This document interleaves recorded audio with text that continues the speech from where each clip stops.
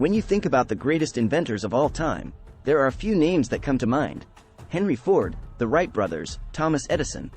But there's one name that is not as recognizable.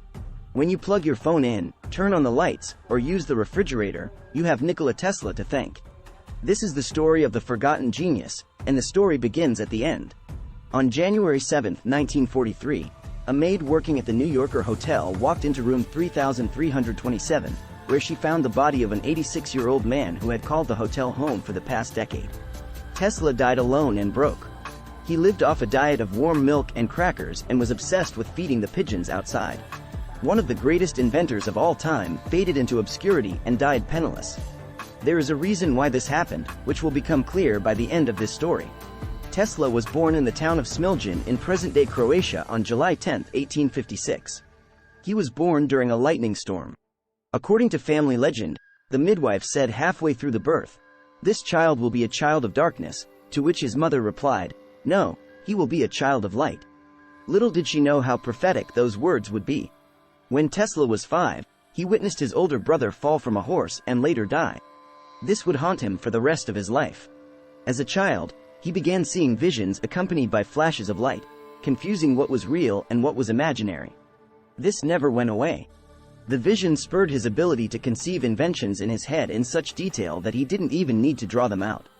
He explained how the designs were perfected in his mind in an article in 1919. "Invariably, my device works as I conceived that it should, and the experiment comes out exactly as I planned it. In 20 years, there has not been a single exception." Tesla credits his mom for his interest in invention.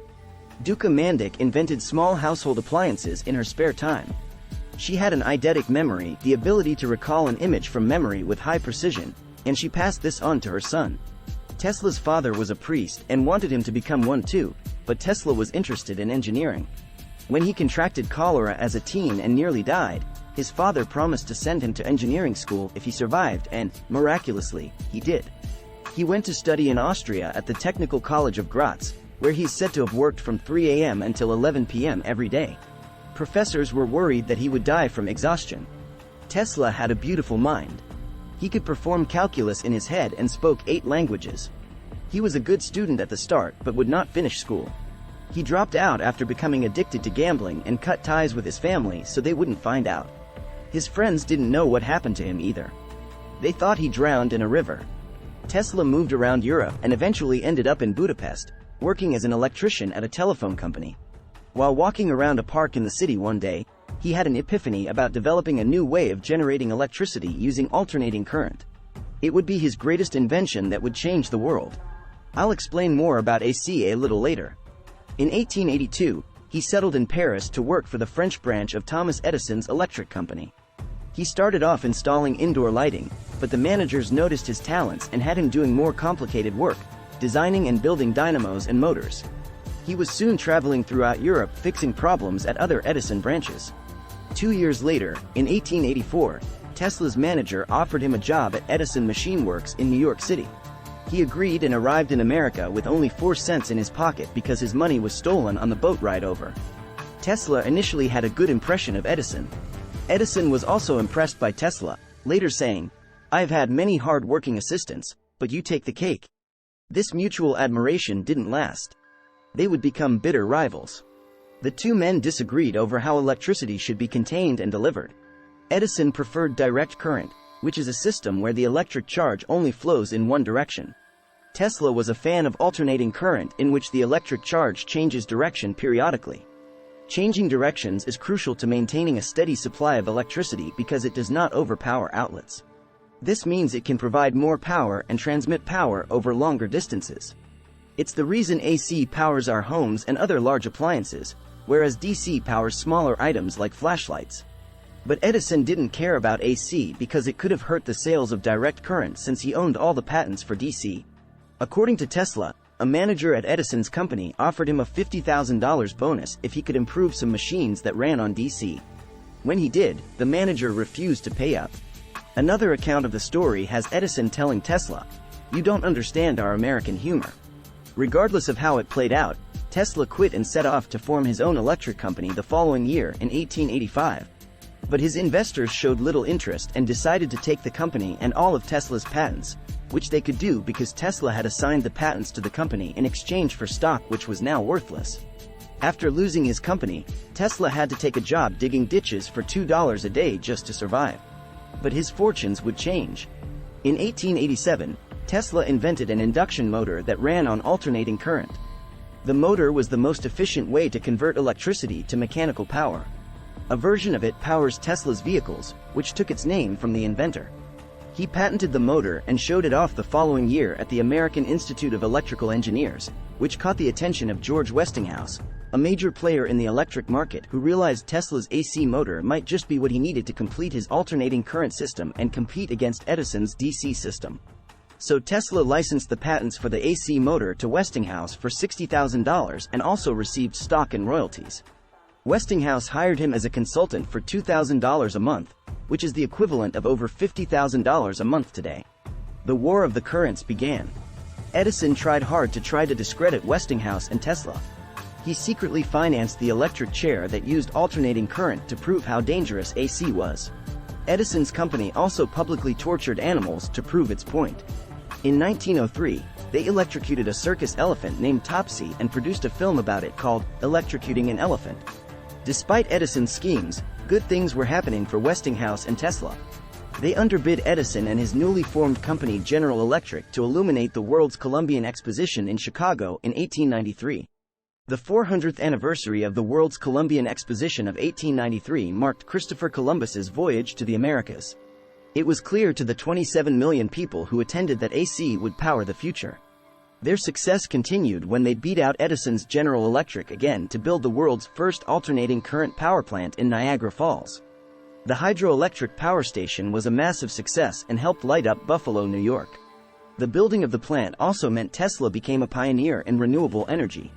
His statue can be found at Niagara Falls today. Westinghouse and Tesla won the War of the Currents, and direct current was being phased out. But there were problems.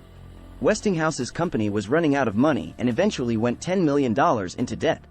In 1897, he went to Tesla and asked if his royalties could be reduced in a desperate attempt to save the company. Tesla was so compelled by compassion for his friend that he ripped up his contract. He was grateful to Westinghouse for believing in him when no one else would. Tesla willingly walked away from $12 million in royalties, which in today's terms would be worth over $300 million. Had he held on to those royalties over time, he would have likely become the wealthiest person on the planet and the first person with $1 billion net worth. That act of compassion for his friend, tearing up his contract, saved Westinghouse. In return, Westinghouse paid Tesla $216,000 for the rights to use his AC patents forever. This is the equivalent of about $60 million today. With that money, Tesla became financially independent and set up a series of laboratories in New York for new projects where he was visited by the rich and famous, including his close friend and one of the greatest American writers of all time, Mark Twain. This was his period of many inventions. He held over 300 patents in his lifetime. He created an early version of neon lighting, the Tesla turbine, a bladeless turbine for vehicles. He pioneered X-ray technology by experimenting with radiation. This is an X-ray of his own hand. Another standout invention was one of the first remote controls. In 1898, he controlled a miniature boat at Madison Square Garden in New York. It was so far ahead of its time that the crowd thought he was using magic to make it move. That would be the ancestor to today's remote-controlled drones. Tragedy strikes. One of his most well-known inventions is the Tesla coil, a device that can produce large amounts of high-voltage electricity. Because of the coils, he discovered he could send and receive powerful radio signals when they resonated at the same frequency. Tesla was getting ready to broadcast his first radio signal, but disaster struck. A fire destroyed his lab in 1895. He lost years of research and equipment. Tesla didn't apply for a patent for the radio until 2 years later. The fire would be the turning point in his life that led to a downhill spiral. At the same time that he was working on radio, an Italian entrepreneur, Guglielmo Marconi, was also working on the radio in England. He tried to acquire patent rights in the US but was turned down because it was too similar to Tesla's. However, things changed when Marconi was able to send the world's first transatlantic radio message in 1901 using 17 of Tesla's patents. Edison then threw his financial support behind Marconi. Tesla had no problem with Marconi's achievements, but in 1904, the U.S. Patent Office suddenly changed its mind and awarded Marconi a patent for the invention of the radio. There has never been a reason given for this decision, but the powerful financial backing Marconi received could explain it. Marconi went on to win the Nobel Prize in Physics in 1911, which was only possible due to Tesla's work. Tesla was furious and sued Marconi. The case dragged on in court for years and was only settled in Tesla's favor after his death. That radio incident negatively impacted the rest of Tesla's career. For example, Tesla was obsessed with bringing wireless communication to the world and built a huge wireless transmission station in Long Island, New York called Wardenclyffe Tower. He imagined a world where we could send and receive messages wirelessly. He was, again, well ahead of his time. But financial backers did not have enough faith in his project. They pulled out and banked on Marconi's radio invention instead. This left Tesla in financial ruin. He had no choice but to abandon his dream project in 1905 and eventually lost Wardenclyffe Tower to foreclosure. Tesla's mental health deteriorated. He lived his last decade in the New Yorker hotel beginning in 1933. Westinghouse Corporation hired him as a consultant and paid for his room. He lived rent-free but died in debt. So why did one of the greatest inventors of all time fade into obscurity and die penniless? You could say Tesla was unlucky at times, like when the fire burned down his New York lab. But the main reason is because Tesla was not a capitalist. He made decisions that those with more business acumen would not have made, such as giving up his royalties for the AC motor. He wasn't concerned about money. He was concerned about the pursuit of science for the betterment of humanity. He wanted to change the world, and he did. Thanks, in part to Elon Musk's company, people are starting to learn more about the man who inspired the company, a man whose inventions would power our entire planet. It's because of Tesla that modern society functions the way it does. Tesla's mother called him a child of light, and she was quite right. Thanks for watching the story of Nikola Tesla. I hope you enjoyed it. Kindly do us a solid by subscribing to the channel and leaving us a thumbs up. See you in the next upload.